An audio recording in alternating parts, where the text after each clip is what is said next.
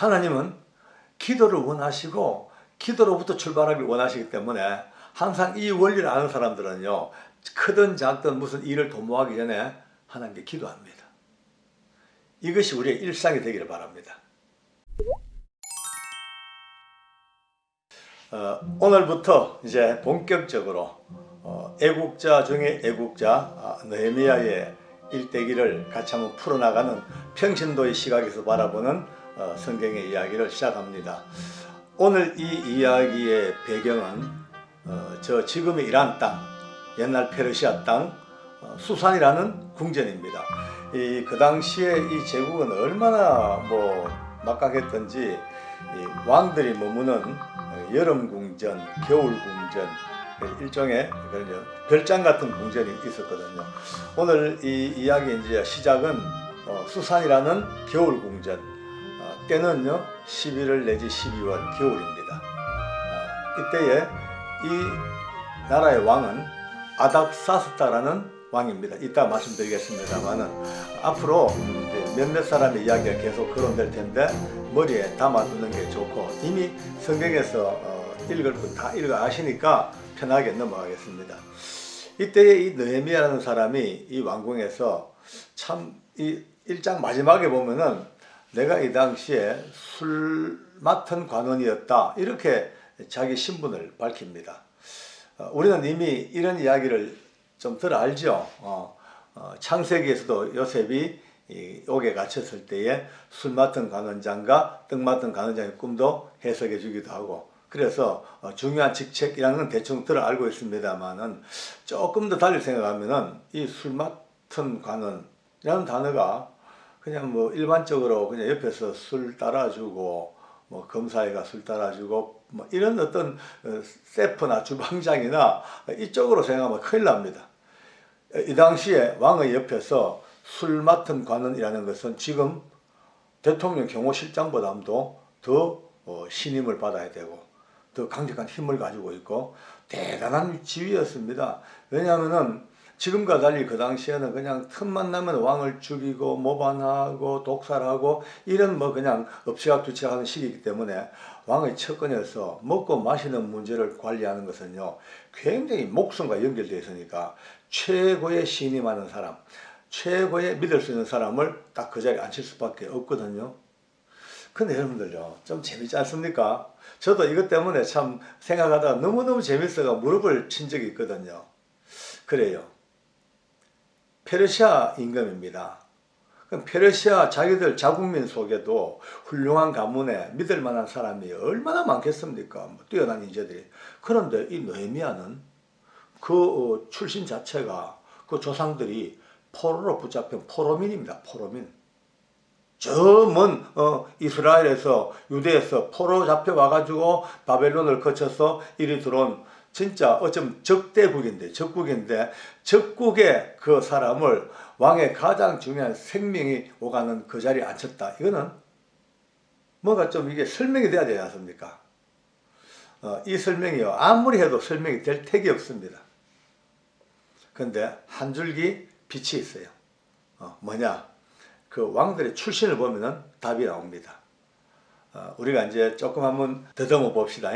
이제 제 영상 초창기 영상을 보면은 고레스 왕에 대해서 몇 편이 올라와 있어요. 그걸 보면은 이제 어떻게 해서 이스라엘 민족이 고향으로 돌아가게 됐는가에 대한 배경이 조금 아실 겁니다. 어쨌든 고레스 임금이 포로된 백성들을 다 돌려보내도록 해방의 명령을 내려주고 그 다음 아들이 왕이 되고 그 다음에 이 왕이 전쟁하다 죽어버렸어요. 후사가 없어요. 왕자가 없어. 그러니까 왕위가 끊겨버렸습니다. 그러니까 그 다음 이제 왕은 신하들 중에서 아주 뛰어난 사람을 하나 골라가지고 왕이 되었는데 이 사람이 다리오라는 왕입니다. 넘어가도 좋습니다. 그 다리오 왕의 아들이 우리가 이제 기억해야 될 사람이에요. 아하수에로라고 많이 보셨잖아요.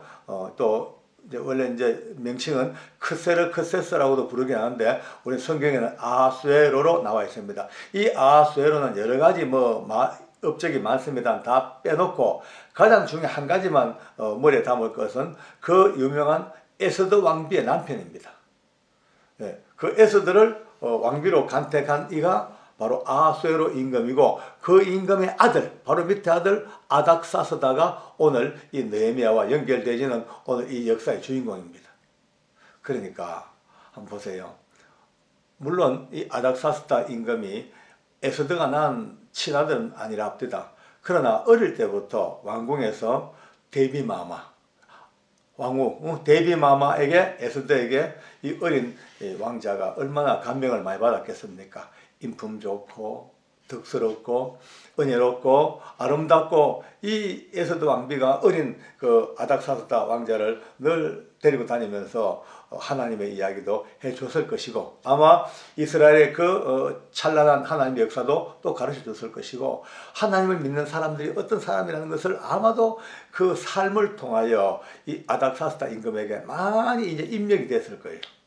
그러면서 어느 날 그가 왕이 되고 난 뒤에 에스더 데비마마께서 왕이여, 왕의 생명을 정말 책임질 수 있는 유일한 최고의 사람은 내가 청가하는 이 느헤미야를 쓰세요.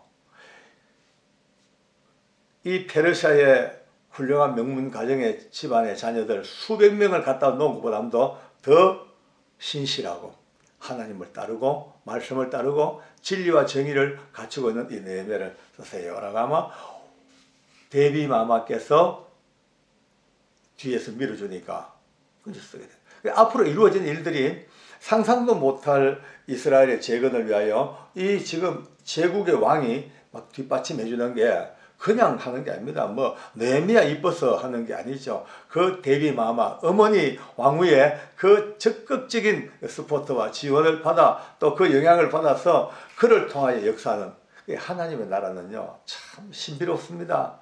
그 에스더가 왕비가 되고 그 과정이 그냥 그걸 끝난 줄 알았지만은 그 뒤를 이어나가는 이 엄청난 역사의 이 연속선상에서도 너무너무 감동스럽죠. 어쨌든 이제 이 느헤미야가 그렇게 왕의 술 맡은 관은 정말해서 정말 독주가 들었는지 뭔지 확실히 맛을 보고 뭐든 차단하고 정말로 멋지게 이제 그 왕을 잘 보필합니다. 그런데 이 느헤미야에게 고민이 있는 거예요. 이미 오랜 세월 전 포로로 붙잡혀온 나의 조국 피폐해져 가지고 박살나버리고 다 깨져버리고 심지어 아이 뱀 부녀까지도 다 죽여 없앴던 그 엄청난 살육의 현장을 다 겪고 지금 초토화되어버린 이 조국이 늘 마음에 걸리는 거예요. 본인은 좋은 왕궁에서 어쩌면은 임금의 가장 총애를 받는 자리에서 호의호식하고 지내지만은 또 들리는 소문이 있지 않습니까? 이미 이 느헤미야가 이 일을 하기 전에 90년쯤 전에 1차로 이 유대인들이 조국으로 돌아갔습니다. 4만 한 9천 명, 거의 5만 명 가까운 사람이 이미 1차로 가서 이제 성전 짓고 그 황폐화된 땅에서 다시 이제 나라를 세우고 있습니다. 그리고 또 한 3, 4년 전에 한 1,700명이 또 두 번째 또 갔어요. 근데 늘 이제 느헤미야는 궁금하지요. 먼저 가신 우리 동포들이 나라를 잘 세우고 있는지, 뭐 성전 잘 만들고 있는지 막 궁금하니까. 근데 요즘처럼 뭐 통신이 그렇게 원활하거나 뭐 인터넷 있는 것도 아니고 모르잖아요. 누군가가 와서 알려줘야지 알죠. 정보의 부재 시대에 사니까 늘 그 관심이 조국 안 되겠다 싶어가지고 답답 안 되겠어. 들리는 소문까지 안 되겠어. 확인을 해야 되겠어. 그러니까 확인차 자기 친동생을 부릅니다. 이리 와라. 사람 며칠 데리고 가라. 가서 직접 현장을 보고 온다라. 가서 우리 조국을 다 한번 돌아보고 나한테 상세하게 현장을 보고해달라고 보냅니다. 거리가 엄청 멉니다. 가는데 편도만 해도 말을 타고 가도 거의 4개월 가까이 걸려요. 거리가. 왕복 8개월이죠.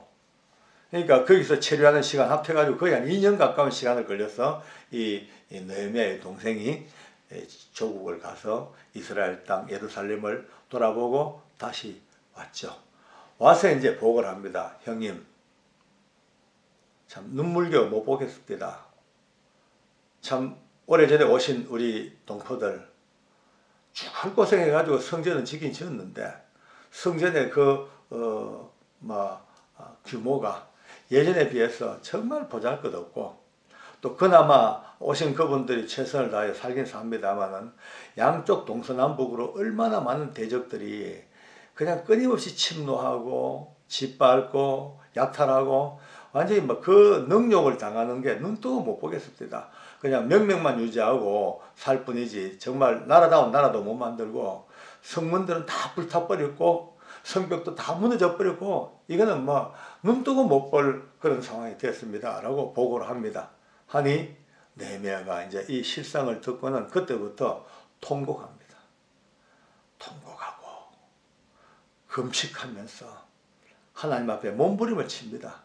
그러면서 나름대로 이제 앞으로 해야 될 일들을 머릿속에 이제 구상을 하는 거죠. 내가 가야 되겠다. 내가 가서 다시 한번 이 민족을 다시 한번 살려야 되겠다. 그러기 위해서 어떻게 할 것인가. 나름대로 이제 머릿속에 프로그램을 세우죠. 세우면서 제일 먼저 한 것이 유명한 느헤미야 1장의 기도입니다. 저와 함께 이제 앞으로 이 느헤미야를 쭉 찾아갈 텐데 늘 보셨던 분들도 다시 한번 매 회마다 성경을 꼭 읽고 느헤미야를 주의 깊게 읽어보시기 바랍니다. 또 아직 이 영상을 보는 분들 중에 성경을 잘 모르시는 분 계시면은 주변에 성경 좀 구해가지고 꼭 느헤미야서를 찾아가지고 같이 읽으면서 저와 같이 이 걸음을 걸어가야 돼요. 이 느헤미야 1장에 보면요, 느헤미야가 기가 막힌 기도를 시작합니다. 범사에 기도하지 아니하고 움직인다. 거의 실패입니다.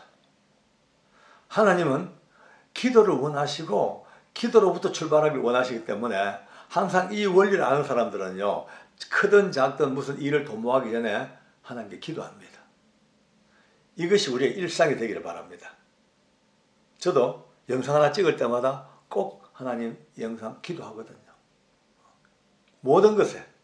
오늘 근데 느헤미야는요, 기도가 너무 멋있습니다. 저는 이 느헤미야의 기도를 보면서 가슴이 막 뛰고 말이죠. 힘이 불끈 솟고 야 하는 환호성이 나오더라고요.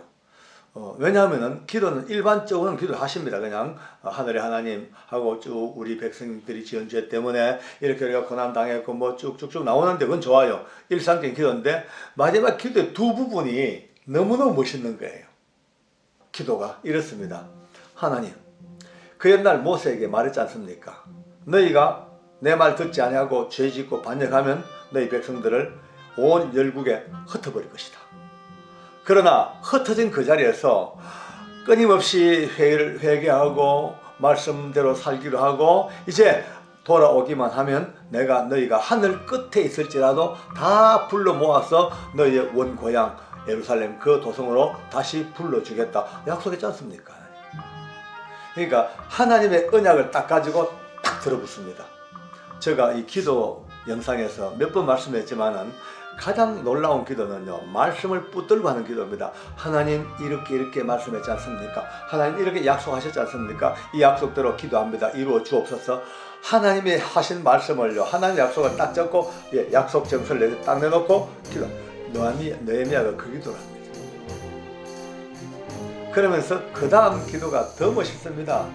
하나님, 이 백성들은 하나님께서 친히 강한 손과 그 능력의 팔로 불러내가지고 하나님이 구원하시고 하나님이 구속하신 하나님의 백성이 아닙니까? 하나님의 생각을 상기를 시킵니다. 지금 내 민족, 저 토탄에 빠진 민족을 살려야 되는데 하나님 이제 제게 힘주시고 이제 그 다음에 드디어 대미를 장식하는 기도가 튀어나옵니다. 그렇게 기도하시면서 그때 내가 하나님에게 이 사람에게 은혜를 내가 얻기를 원한다는 기도를 시작합니다. 이 사람 누구냐면 임금이에요. 아닥사스다 임금이에요. 아닥사스다 임금을 그는 하나님 앞에 아주 그냥 평범하게 이 사람에게 은혜를 내가 얻게 하옵소서. 이 사람에게 하나님 감동하셔서 이 사람 아닥사스다 임금에게 내가 은혜를 얻게 하옵소서. 그렇게 기도가 아니고 이 사람에게 아주 평범한 하나님 보실 때는 별것 아닌 이 사람에게 내가 은혜를 얻어서 앞으로 할 일을 모든 일에 범사에 밀어주고 도와주고 하게 은혜를 구하는 겁니다. 우리 참 세상의 권세에 굴하지 아니하고 거의 겁먹지 아니하고 하나님의 은혜로 당당하게 사는 이게 참 드뭅니다. 솔직히 말씀드려서. 이 땅에 발디고 살기 때문에 늘 권세에 늘 아우해야 되고, 보이는 주변의 환경들에게 엎드리고 그러죠. 오늘 지금 시작하는 이 느헤미야의 첫 시작부터가 어찌 보면은 우리나라가 처해 있는 상황과 거의 별반 다르지 않을 겁니다. 역사는 돌고 돌아 거의 반복 겹쳐지죠. 이제 이 느헤미야를 통해 가면서 우리 모두가 다 적어도 나라와 민족을 위한 애국자, 정말 이 나라 이 민족이 바로 서서 하나님의 은혜를 구하는 나라에서는 그것을 위해서 이제 가야 되는데 정파도 필요 없고 너나 그 따질 게 없습니다. 오직 우리의 중심에 하나님께서 이 민족을 가장 살려주시옵소서. 이렇게 가는 우리의 모습이 됐으면 참 좋겠네요. 그러면서 이렇게 이제 처음 서두의 말씀처럼 느헤미야가 이렇게 자기 신분을 밝힙니다. 그때에 내가 아닥사스다의 술 맡은 관원이 되어 있었느니라 라고 자 신분을 밝힙니다. 이제 앞으로 이제 다음 시간부터 이루어 나갈 차근차근 전개되어지는 조국의 재건, 그 재건을 위하여 하나님께서 동서사방 짜맞추고 계시는 그 컴퓨터보다 더 정교한 하나님의 손길, 거기서 가슴을 열고 하나님을 향하여 조국을 위하여 울부짖는 사람의 이야기를 들으면서 정말 마지막 이 시대에 진실한 애국자가 되기를 바랍니다. 기도하겠습니다. 하나님 아버지, 저 머나먼 시대 속에 한 사람 느헤미야를 오늘 다시 한번 찾아봅니다. 그의 조국을 향한 열정, 하나님을 향한 신뢰, 그의 모든 믿음의 포부, 신앙의 비전들을 우리가 다시 한번 찾아보면서 따라가면서 우리 모두가 다 크든 작든 나라와 민족을 위하여 기도하는 일꾼들 되게 하시고 하나님의 나라를 이 땅에 펼쳐나가는 그런 주역들이 다 되게 해 주시옵소서. 모든 영광 주께 돌립니다. 이어지는 모든 시간들 느헤미야의 기나긴 그 발걸음을 따라 우리가 지치지 아니하고 감사하며 기쁨으로 이 길을 따라 걸을 수 있도록 축복해 주시옵소서. 예수님의 이름으로 기도드립니다. 아멘.